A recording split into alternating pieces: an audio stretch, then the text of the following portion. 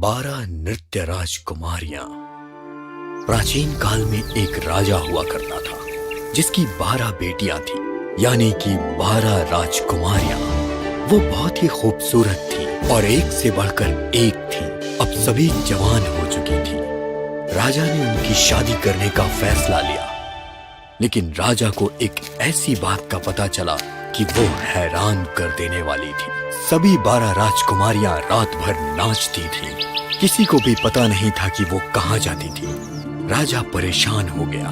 उसने राजमहल के कमरे का दरवाजा बंद कर दिया ताकि राजकुमारियां बाहर ना जा सके। लेकिन उसकी सारी कोशिशें नाकाम हुई, क्योंकि उसने देखा कि रानियों के जूते में छेद थे। वो काफी चिंतित हो उठा और उसने ऐलान किया, जो भी कोई राजकुमारी के नाच के राज के बारे में बताएगा, उसे अपनी पसंदीदा राजकुमारी से शादी करने का मौका मिलेगा और वो मेरे देहांत के बाद राजा भी बना दिया जाएगा। और अगर वो 3 रातों में राज नहीं बता पाया तो उस इंसान को मौत की सजा होगी। ये खबर राज्य के चारों ओर फैल गई। एक राजकुमार आगे आया जो नाच के राज का पता लगाना चाहता था। मैं आपके पड़ोसी राज्य का राजकुमार हूँ और मैं यहाँ आपकी राजकुमारियों के नाच के राज का पता लगाने आया हूँ। राजा ने उसका अपने राज्य में स्वागत किया। रात के भोजन के बाद उसने सोने के लिए एक आलीशान कमरा दिया। वो कमरा राजकुमारियों के कमरे के पास ही था। उसका पलंग ऐसा रखा गया था कि वो रात भर उन पर नजर रख सके और ये पता लगा सके कि वो नाचने कहाँ जाती हैं। राजकुमारियों के कमरे का दरवाजा खुला रखा गया था। राजकुमार अपने कमरे में था, तभी उसके पास 2 राजकुमारियां आईं। उन्होंने उसे शरबत पीने को दिया। राजकुमार ने शरबत पिया और राजकुमारियों की हरकत पर नजर रखने लगा। कुछ देर वो बैठा था, फिर उसका सर उसे भारी लगने लगा और वो सो गया। उसकी आंख सुबह खुली और उसने देखा कि राजकुमारियां नाचकर वापस आ चुकी थीं। ये सिलसिला कुछ और रात चला और चौथे दिन जब फैसले की घड़ी आई तो राजकुमार के पास कोई जवाब नहीं था। राजा ने बिना दया दिखाए उसे मौत की सजा सुनाई। इसके बाद कई लोगों ने अपनी तकदीर आजमाई, लेकिन वो राज का पता नहीं लगा पाए। उनको भी राजा ने मौत के घाट उतार दिया। राजा भी उन्हें मारकर खुश नहीं था और उसे इस बात का दुख भी था कि कोई भी राजकुमारियों के नाच के राज का पता नहीं लगा पा रहा। उस राज्य में एक सैनिक था जो जख्मी होने की वजह से सेना को छोड़कर वापस आ गया था। अब उसके पास कोई काम नहीं था, इसलिए वो राजा के नगर की तरफ चल पड़ा। रास्ते में उसे एक बुढ़िया मिली। उसने उसकी मदद की। उस बुढ़िया ने उसका धन्यवाद किया और उससे पूछा, तुम कहाँ जा रहे हो? मुझे कुछ पता नहीं है। मैं सोच रहा था कि राजा के नगर जाऊं। अच्छा, राजकुमारियों के लिए? नहीं, लेकिन इसका राजकुमारियों से क्या ताल्लुक? क्या तुमने राजा का ऐलान नहीं सुना? ओह, हाँ मैंने ये सुना है, लेकिन अगर मैं इस मतलब से वहाँ गया तो मुझे अपनी जान गंवानी पड़ेगी, जैसे कि बाकी लोगों ने अपनी जान गंवाई है। तुम बस वो शरबत नहीं पीना जो वो सोने से पहले देती है। तुम्हें बस उनके सामने सोने का नाटक करना है।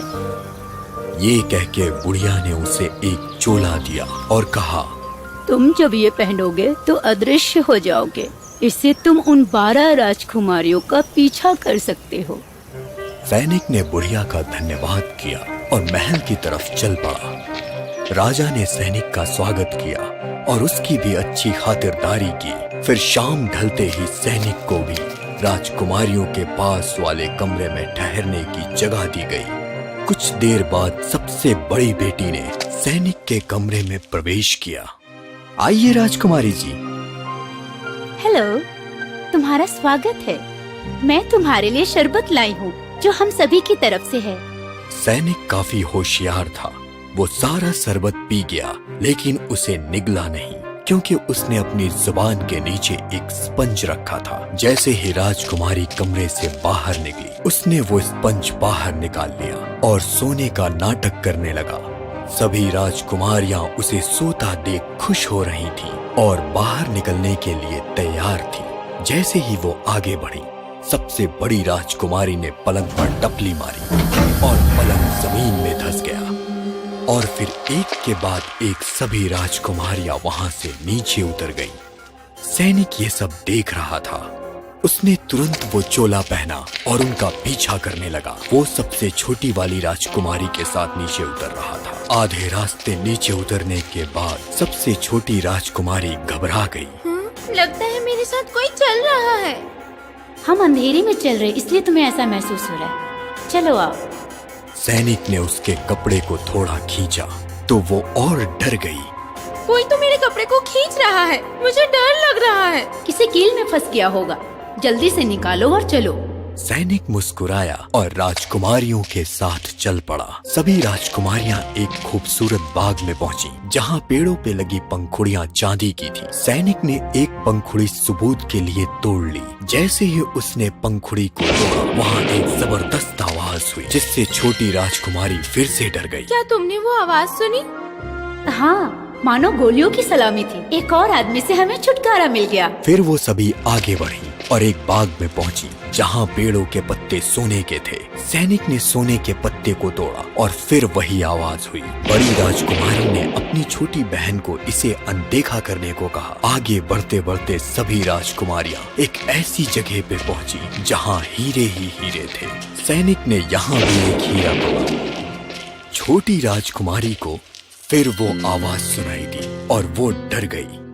इसके बाद सभी राजकुमारियां एक नदी के किनारे पहुंची। वहां 12 राजकुमार थे। सभी राजकुमारियां एक एक राजकुमार के साथ बैठ गईं। सैनिक छोटी राजकुमारी के साथ बैठ गया। राजकुमारी, आज नाव कुछ ज्यादा भारी लग रही है। मुझे नाव चलाने में काफी जोर लगाना पड़ रहा है। मुझे नहीं पता, पर मुझे अच्छा लग रहा है। सभी 12 नाव नदी के दूसरे छोर पर पहुंच गईं, जहां बहुत ही शानदार राजमहल था। सभी 12 जोड़े राजमहल के अंदर गए और साथ ही सैनिक भी। उनके आलीशान हॉल में पहुंचते ही संगीत शुरू हो गया। 12 राजकुमारियां उन राजकुमारों के साथ उत्साह से नाचने लगी। ये सब सुबह के 3 बजे तक चलता रहा। तब तक उनके जूतों में छेद भी हो चुके थे।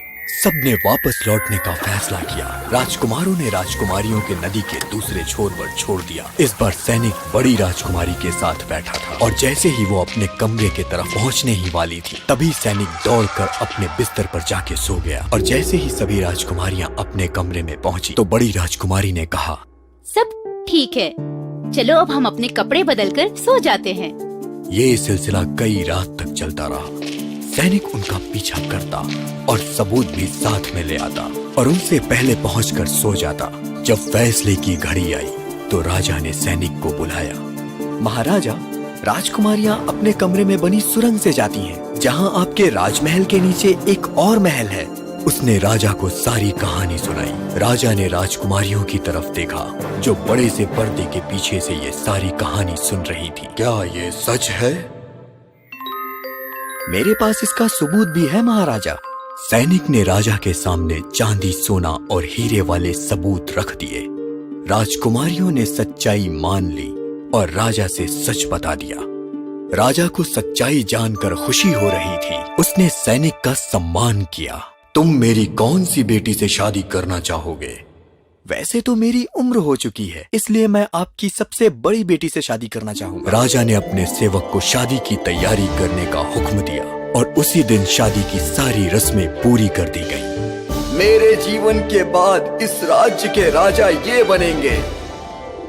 और फिर सभी राजी खुशी रहने लगे।